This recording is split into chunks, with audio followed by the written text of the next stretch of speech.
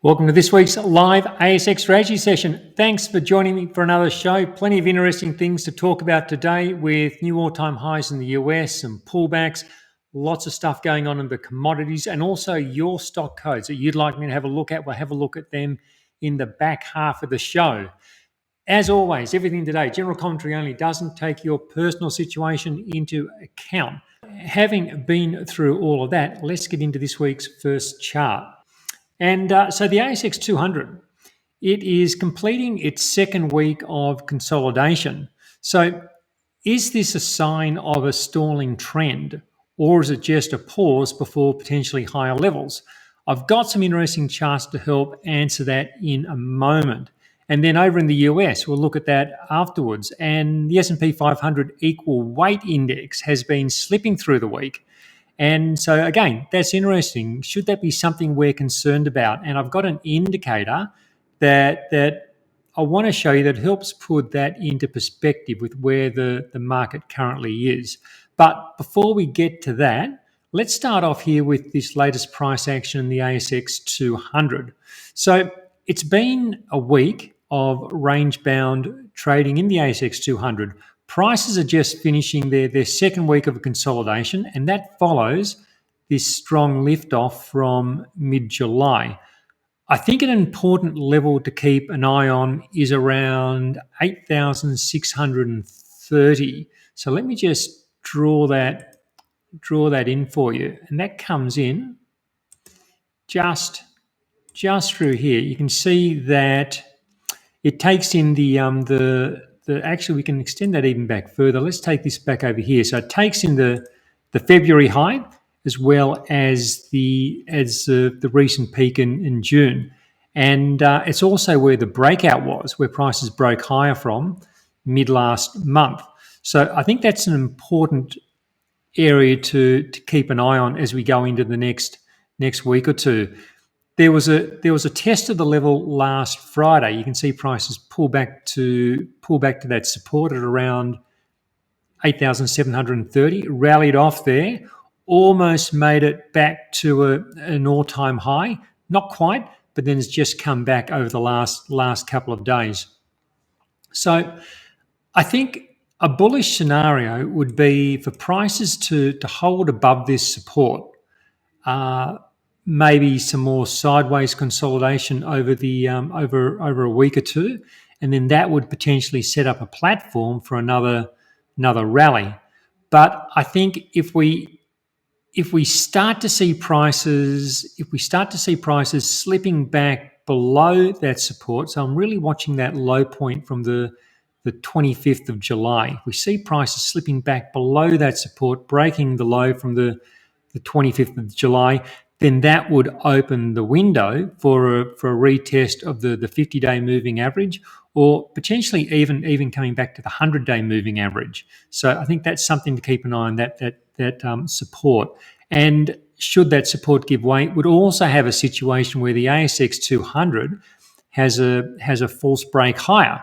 So a false break occurs when you get prices breaking higher, but then not attracting follow-on buying, pushing prices onwards into an ongoing upward trend. And I often look for false breaks as a bearish warning, but they can also just be a sign of a market that's getting ahead of itself and isn't ready to move higher as yet. So at this stage, I'd be leaning towards the latter.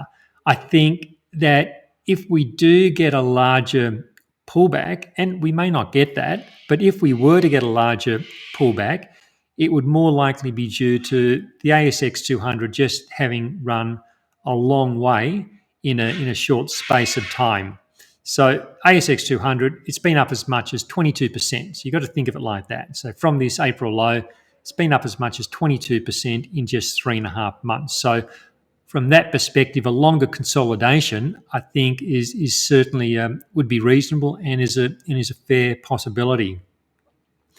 Also, keep in mind we're entering that seasonally weak period of August and September. So when you look at the ASX 200's performance over the decades, and the S&P 500's performance over time as well, August and September are towards the weaker end of the uh, of the trading year. Historically, not year to year, but historically they tend to be the weaker months.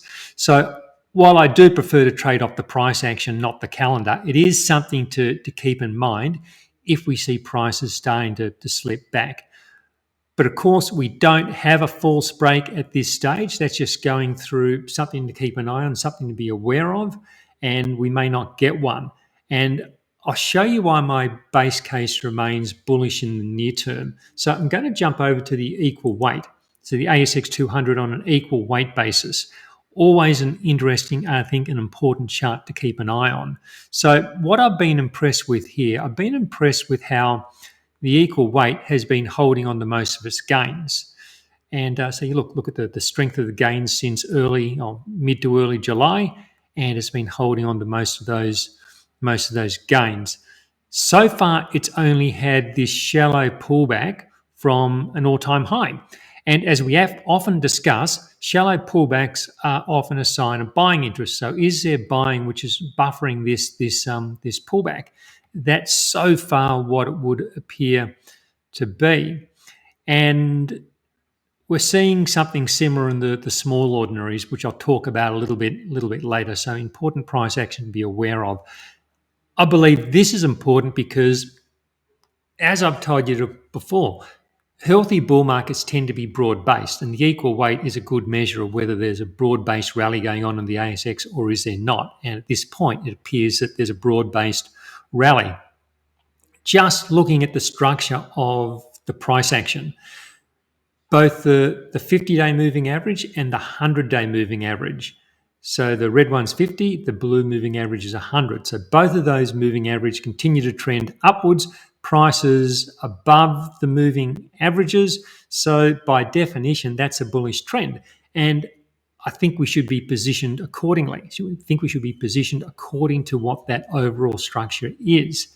Just quickly bringing this back to the ASX 200, the possibility of a larger consolidation is, I think it's certainly there. It's something to be aware of. It's something to keep in mind. And I think that support around 8,630, as we've been discussing, I think that's an important near-term level to watch. But as things stand, I'm happy to stay long the ASX 200 index, happy to stay long individual stocks, provided they're in uptrends and above their trailing stops.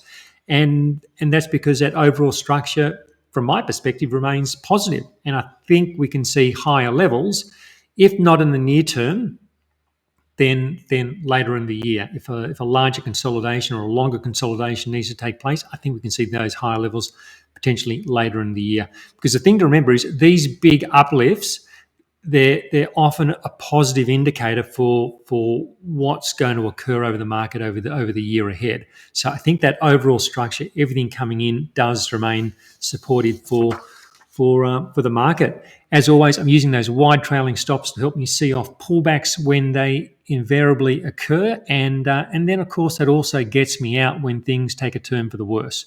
At some point that happens as well. Now, we're going to move on to the US now. First of all, though, if you're getting some value, please hit that like button. Please leave a short comment. Just, hey, thanks for the video. It just tells YouTube you're watching. YouTube shows other people. Helps me heaps. Please do those things. Like and leave a short comment. Okay, so let's move over to the S&P 500. And so another week of all-time highs in both the S&P 500 and the NASDAQ. But some interesting price action on Thursday. You can see this last bar on the chart, that being Thursday's price action in the US. And so what we have, prices opened. You can see prices opened at an all-time high before a fairly strong reversal through the day, and they ended up closing near their lows and being down about 1.5% from the high. Now, people often worry about this type of price action, and they'll hear news reports that they're selling through the day, or look at the chart and go, that doesn't look great. But I don't think we should read too much into this on its own. And that's because a single day, it just often doesn't tell us very much. Sometimes you get those key reversals which are useful, but often a single day, as I say, just doesn't tell us a great deal.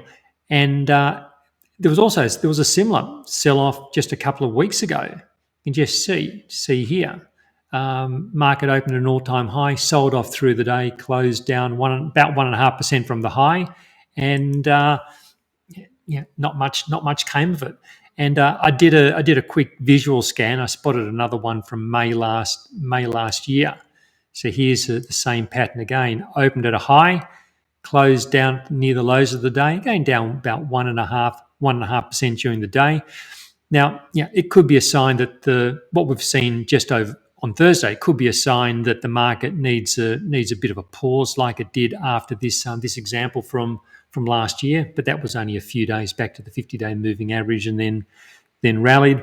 Or it could be like the more recent 2024 example, where not much happened at all. So we don't know, but I don't think read too much into a single day. From a structural perspective, the S&P 500, it does remain in this bullish trend. And what we know is we've got rising 50 and 100-day moving averages. They continue to trend higher. Prices above the moving averages. And there's a clear sequence of rising lows all the way up. And I think that's more important than focusing on one day where the price, it just wasn't a strong day. So yes, there's certainly scope for consolidation, and that's always possible after you get these big advances. At some point, there's going to be consolidation, and some of that consolidation could last for several weeks or longer. That's always possible. As I was discussing with the ASX 200, prices could trade what could happen? Prices could trade sideways for several weeks while the moving averages catch up. They could pull back to the moving averages. They could continue on higher. All sorts of ways this could play out, but still be within a bullish trend. And like a consolidation or a pullback, I think both are consistent with the sort of price action we often see in bullish trends. Just looking at this most recent period, prices get above moving averages, they pull back. Prices move sideways, and you can go back in time and you see the same sequences happening time and time again. And from my perspective, it's the underlying trend that determines my positioning. And as things stand, I think this underlying trend, it remains to the upside until proven otherwise. Quickly looking at the equal weight, the S&P 500 on an equal weight basis. Now, this is the opposite situation to what we have in the ASX. So here it's been the broader market that hasn't been as strong over the last few weeks. You remember we were saying with the ASX, the equal weight has been doing better than the ASX 200. Here it's the opposite. The S&P 500 has been outperforming the equal weight. The equal weight made a new recovery high last week, hasn't been able to hold on to those gains. You can see the market pulling back in the last few days. So it really has been a case in the US of the big caps like Nvidia and Meta. So both of those stocks made new all-time highs on Thursday, while the broader market came back. So it's those bigger stocks doing much of the work in the US, although there is still that broad participation as demonstrated by the equal weight being close to all-time highs. And that said, I think the bullish price structure is still in place. It's that clear series of rising lows on the way up, and what we know about rising lows is that rising lows are the building blocks of uptrends. So I still think we have the right characteristics in this market to suggest prices can go higher. The possibility of more consolidation, well, as we've been discussing through earlier in this session, I think that possibility, it is very much open. Maybe there's a sideways move while the moving averages catch up, but I think the key signs still point to an ongoing uptrend. One indicator I'm going to quickly show you, and it's the percentage of stocks above their 100-day moving average. And this is on the S&P 500. So haven't looked at this for a few weeks. You can see this has generally been progressing upwards over the last few months. There's been a pullback in the indicator this week. It's come back to around 62% of S&P 500 stocks above their 100-day moving average. Recently it was 76%, so it has come back a touch. But nonetheless, the majority of the market significantly is above their 100-day moving averages. And I'd say that this general rising trend of stocks being above their 100-day moving averages, I think that remains intact. What's interesting is when you step back, let me just compress this a bit, and you can see this is quite a cyclical indicator over time. It oscillates from low levels to high levels. It comes back and goes back up. And it goes between extremes. The market gets sold off where most stocks are below their 100-day moving averages, and then over time it comes back to where most stocks are above.